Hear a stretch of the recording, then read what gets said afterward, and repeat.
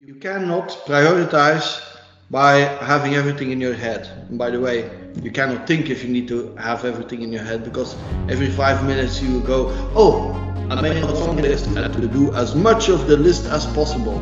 That's not what you're after doing the most important stuff, because you never get to the end of the list anyway. Okay, the only thing you really get is frustration.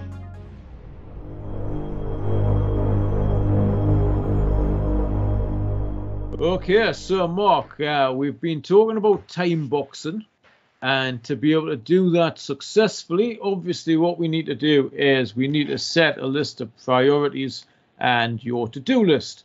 So tell me how we're going to do that. Like, how do we prioritize the work that we've got to do? Well, first we need a list, and it needs to be written somewhere, whether it's on your smartphone or on a computer, on a piece of paper, whatever. You cannot prioritize by having everything in your head. And by the way, you cannot think if you need to have everything in your head, because every 5 minutes you go, oh, I may not forget to yada yada. So Yeah, everything somewhere, yeah, exactly. So everything has to be somewhere written down, out of the head, onto the paper, or into the computer. Okay, so you have your list. And then you can do multiple things with it, and there are multiple ways of doing it. So I've tried a lot of them. Some work for me, some work less well for me, and that might be different from person to person, I have to admit. And I've played with getting things done, and getting things done is it's a method. You can read a book. It's a book by David Allen. It's as you would say, very left brain. Mm-hmm. But I found that getting things done, it's very difficult to prioritize. Getting things done is made to make a long list and to do as much of the list as possible. That's not what we're after. We're after doing the most important stuff, because you never get to the end of the list anyway. Okay, the only thing you really get is frustration. But getting things done, well, what is the advantage of getting things done is that it puts things in a context where you can execute them, as well as it is very complete. So you have a project view and you have a context view, and that works quite well, but it doesn't help you prioritizing, and that's what we're after. So then I think I mentioned this already when we talked about time boxing, but then I got into the agile methodology. And so where they do two things that I think are important on your to-do list. The first thing is they write their to-do list in a very special way. Right. And they write it in a way that it includes the stakeholder for whom you're doing it. It could be for yourself, could be for government, if it's taxpaying or so. Okay, it registers what you need to do. Okay, so what's the outcome expected?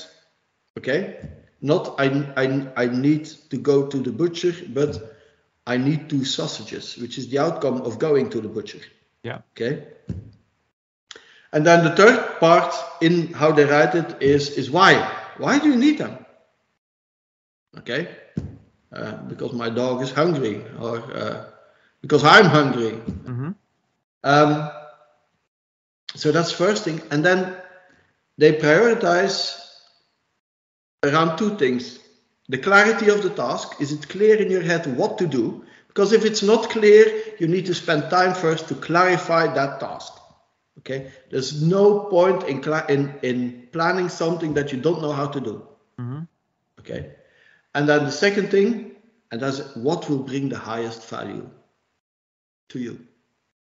Okay, and that's the way, because now you're weighing the things that are clear for you against each other, and I find that very valuable.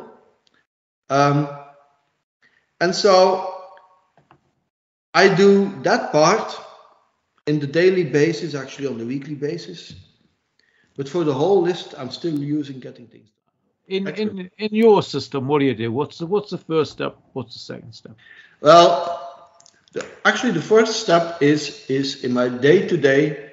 If I come across something that needs to be done, I put it on my list immediately. I don't think about it. I use for my getting things. It gets on my getting things done list. Okay, and then I do a review of everything in this list. That's the next step, and that's weekly. Things if things are no longer valid, I erase them, and I put about 15 flags for the week. Actually, I unflag everything first, and then I because I want to have a clean decision. Okay, then I have a flag, like 15 flags. That's what will happen in that week in the blog. So I don't know when yet. As I said, I plan day by day. Okay, and then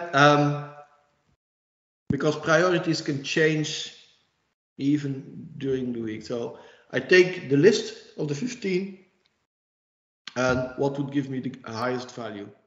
Just to summarize, basically, see if I've got this correct. So basically, we write down everything as it comes up through the week. Just stick it on this, stick it on this, stick it on this, as it's coming in. We're not thinking about it. We're just writing it down. Yeah. And then on the Monday or whatever planning day that we have, we write it all down, and then we prioritize 15 things by flagging them.